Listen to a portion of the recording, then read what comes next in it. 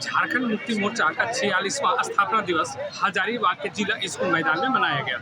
मुख्य अतिथि राज्य के मुख्यमंत्री हेमंत सोरेन यहां पे संबोधन करते हुए कहा कि पार्टी की स्थापना गांव स्तर के लोगों का विकास करने के साथ साथ राज्य का विकास करने के लिए किया गया था, जो जिस क्षेत्र में हम लोग कामयाब हासिल हुए हैं। यहाँ पे पार्टी ने महिला को मैया सम्मान योजना देकर एक आत्मनिर्भर बनाया है और आगे बढ़ने के लिए पूरी मदद की है। में घोर विरोधी है भारतीय जनता पार्टी के लोग, जो अलग राज्य के भी विरोधी थे और इस राज्य के आदिवासी मूलवासी के भी विरोधी रहे।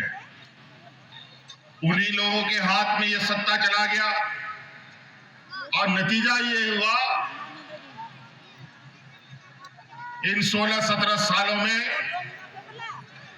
कि राज्य में किसान आत्महत्या करने लगा, लोग भूख से मरने लगे, हाथ में राशन कार्ड लेकर के लोगों को भूख से मरना पड़ा। हमारे आने वाली पीढ़ियों के स्कूलें बंद कर दी गई। अनेकों ऐसे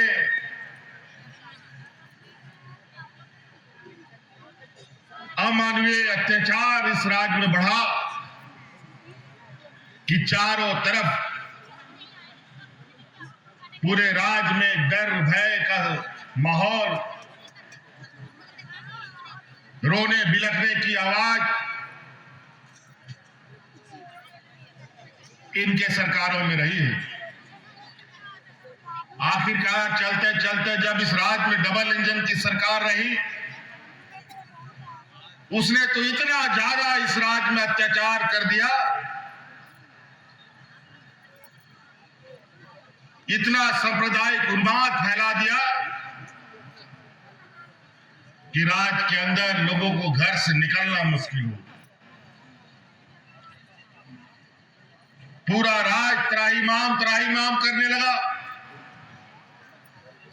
अंतोगतो झारखंड मुक्ति मोर्चा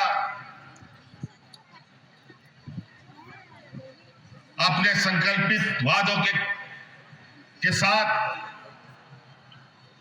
इस राज्य के साथ खड़ा रहा। इतना बुरा हालत राज्य का देखकर हम लोगों ने फिर से कसम खाया, जैसे आदरणीय दिसोम गुरु ने राज्य अलग करने का संकल्प लिया, हम लोगों ने भी यह संकल्प लिया, अब इस डबल इंजन की सरकार को इस राज्य से उखाड़ फेंकना है। फिर हमने पूरे राज्य में गांव-गांव, पंचायत, ब्लॉक लोगों को एकत्रित करना प्रारंभ किया। फिर 2019 में आप लोगों के आशीर्वाद से, आप लोगों के सहयोग से इस राज्य के डबल इंजन को हम लोगों ने उखाड़ कर फेंकने का काम किया। 2019 में यहाँ की झारखंडी सरकार बनी, हमको उस राज्य का नेतृत्व करने का मौका मिला, लेकिन जो मखमल में सोने वाले लोग थे, इनको जब हम लोगों ने पत्थर कांटों में सुलाया तो इनको नींद काहे को हुआ है। केंद्र में इनकी सरकार और उनके ताकत के बदौलत हमारी सरकार को 5 साल तक हिलाते डुलाते रहा। तरह तरह के षड्यंत्र, तरह तरह के झूठे आरोप हम पर लगाते रहे, लेकिन उनको पता नहीं कि झारखंड मुक्ति मोर्चा इस राज्य के आंदोलनकारियों का खून पसीने से सींचा हुआ यह पार्टी इतना कमजोर नहीं है। पूरा 5 साल इन लोगों ने हमें चैन से कुर्सी पर नहीं बैठने दिया, ना आपके लिए काम करने दिया। उसके बावजूद हम लोगों ने हार नहीं मानी। आपको मालूम है 2019 में हमारी सरकार बनते ही कोरोना जैसा महामारी आया, ऐसा महामारी जो दुनिया ने कभी ऐसा महामारी नहीं देखा था। झारखंड जैसे पिछड़े राज्य के लिए ये एक अभिशाप के बराबर था। ना यहाँ डॉक्टर का हालत ठीक है, ना दवा की स्थिति ठीक है। ऐसे में इस कोरोना से कैसे लड़ा जाए किसी को पता नहीं। हम लोग पिछड़े राज्य के लोग बड़े पैमाने पे अलग अलग राज्य में रोजी रोजगार के लिए आते जाते रहे। अचानक कोरोना आ गया, लाखों लोग हमारे इस राज्य से बाहर जाके फंस गए। लॉकडाउन लग गया, आना जाना मना, गाड़ी मोटर हाट बाजार घर द्वार सब बंद। उस समय याद कीजिए, देश में पहला ये आपका भाई है, आपका बेटा है, जो आपके परिवारजनों को उठा उठा करके आपके घर में पहुंचाने का काम करता था। और कोरोना कैसे आया और कैसे चला गया। एक हमारे टाइगर जगन्नाथ महतो थे, उसको कोरोना ने निगल लिया। एक हमारे हाजी हुसैन अंसारी साहब को निगल लिया। एक बार तो जगन्नाथ महतो जी को हम लोगों ने मौत के मुंह से निकाल भी लिया था, लेकिन जनता का प्यार और जनता के प्रति उनका समर्पण, अस्वस्थ होते हुए भी लोगों के बीच में जाते थे। अंतोगत्वा कोरोना उसको साथ लेके चला। बहुत ऐसे ऐसे हालात बने कि लगता था कि ये सरकार पता नहीं कब किस स्थिति में चला जाए। लेकिन हम लोगों ने भी कमर कस रखा था, हमने भी नहीं छोड़ा।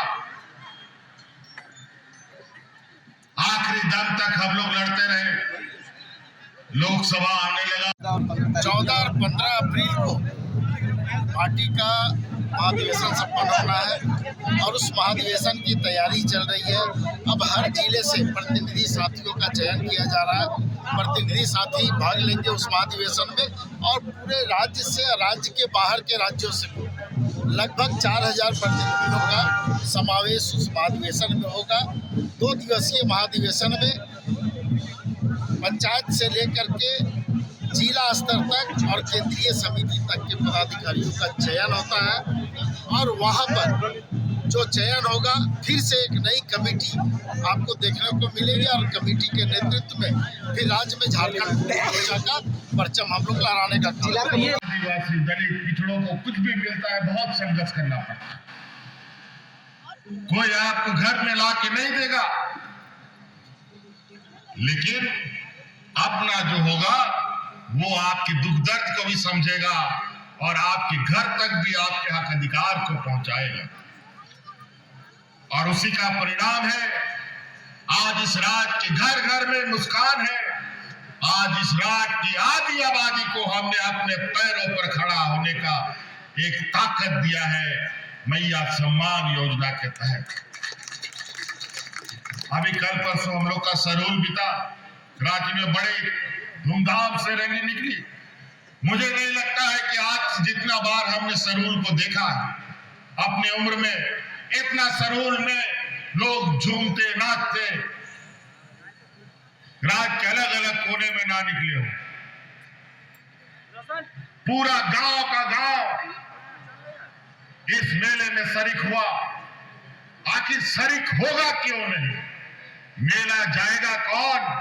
मेला तो वही ना जाएगा भाई जिसके जेब में पैसा होगा, जिसके पास पहनने के लिए कपड़ा होगा, जिसके पास मेला में घूमने के लिए, खाने के लिए मिठाई हो। आज हर एक घर में हमने एक एक ऐसी ताकत को जन्म देने का काम किया जो आने वाला समय में एक बहुत बड़ा मील का पत्थर साबित होने जा रहा है। ये देश का पहला राज है जो राज्य का एक बहुत बड़ा बजट हम अपने ग्रामीण क्षेत्रों में दे रहे हैं। हम जानते थे कि हमारे गांव के लोगों के पास क्या कमी है। खेत है लेकिन पानी नहीं, बेमौसम बारिश, बेमौसम बर्फ, ओलावृष्टि हो रहा, मौसम का बदलाव, विस्थापित का दंश, अलग अलग तरीके का यहाँ के लोगों के ऊपर अत्याचार हो रहा है। हमने कहा हमारे गांव के लोगों को पहले मजबूत करेंगे, और मेरा यह मानना है कि हमारा गांव मजबूत होगा तभी प्रखंड मजबूत होगा, प्रखंड मजबूत होगा तभी जिला मजबूत होगा, जिला मजबूत होगा तभी ये झारखंड प्रदेश मजबूत हो सकता है।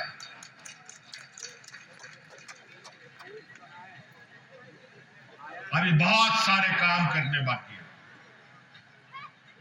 अभी फिर से आप लोगों के आशीर्वाद से आप लोगों को मैं धन्यवाद देना चाहता हूं कि दुनिया की सबसे बड़ी ताकत को इस विधानसभा में आप लोगों ने मुंह तोड़ जवाब दिया है, फिर से आबुआ सरकार बनाने का काम किया है। इसके लिए आप सब लोगों का बहुत बहुत आभार। और आप देखिएगा इस राज्य की बदलती तस्वीर को, यहाँ के खनिज संपदा, इस देश का 42% खनिज संपदा इस राज्य में मिलता है, लेकिन यहाँ के लोग भूख से मरने के लिए मजबूर हैं। लेकिन अब वो दिन खत्म। हमारी सरकार बनने के बाद एक भी व्यक्ति भूख से नहीं मरा। कोरोना जैसा महामारी आया। प्रभात खबर से देवनारायण हजारीबाग। प्रभातखबर.com, विश्वास वही, रफ्तार नहीं।